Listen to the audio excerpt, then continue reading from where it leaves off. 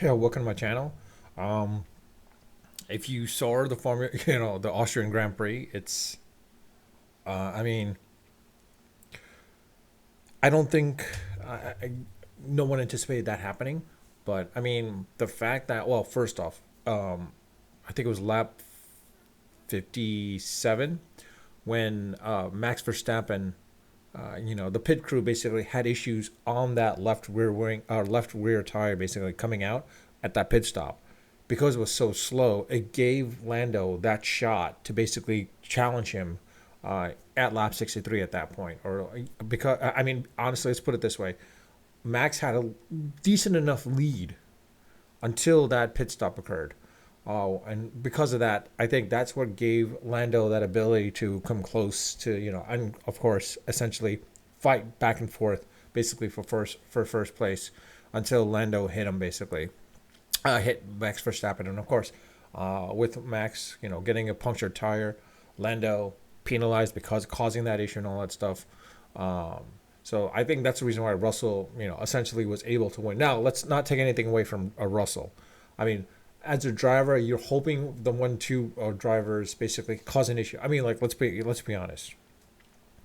We've seen it in the past where Lando has crashed his car quite a number of times, similar to Russell as well too. When they're in the lead, they cause an issue and boom. So other cars are able to like pass by and whatnot. So for Russell's perspective, he was hoping for that to happen, where the fight between Lando and Max would cause an issue, which it did, for Russell to get his second win ever. Now, Oscar Piastri had the shot. I think given another two more laps, I think he would have overtaken Russell and he would have won his first ever at that point.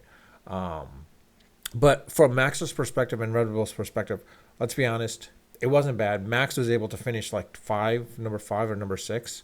And from that, or number five actually, fifth place. So he's gotten some points, and he's gotten some points to Red Bull as well too. But let's be honest, Max is probably pretty much going to win. I mean, the way he was driving this race, I mean, yeah, some of it was a little bit erratic and whatnot, but Max has got enough points to the point where, like, I think he'll get the championship for this year. The only way this doesn't happen is, again, if Max is not able to finish the next four races, and Charles Leclerc has to win the next four races in a row for a shot to get close to it, basically. Because, quite honestly, without it, I don't see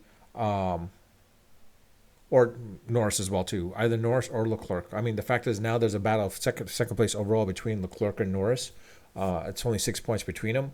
But the question is like, for Max again to lose the championship, he's got to, for the next, I mean, not the next four races, but at least four races he can finish, and one of these two has to win those four races. But also has to be in second place for the remaining races as well too, for those that Max wins. So that's the only way that happens. So between Lando and Charles, it's got to be one of them basically. Now, do I see Lando possibly doing? It's a strong possibility. The way McLaren is right now, McLaren probably has the 1-2 team that they need to take the Constructors' Cup next year, I think, if everything goes according to plan. Now, everyone's saying is like, oh, Mercedes, Mercedes, Mercedes. I don't think Mercedes is there yet. I mean, even Russell himself, you could see Russell to the point where once um, Max and Lando pretty much were pretty much out of it.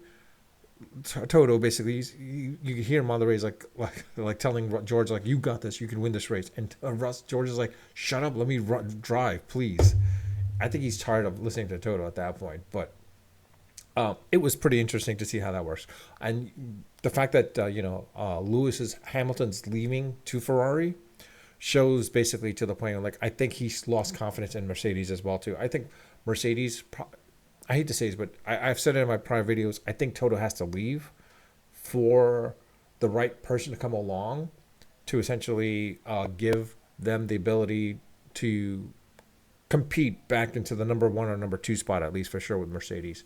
In this situation now, it's going to come down to McLaren and or Ferrari at this point. So most likely it's going to be Ferrari, depending on how it works out. But or two, actually no, actually it looks like it's going to be probably McLaren. And McLaren, I'll admit, has made some great strides in the past 5 years to get back into that number two spot. I mean, they were in the middle of the pack, number four, number five spot. Now they're back into the number two, fighting for the number two spot and possibly the number one spot, depending.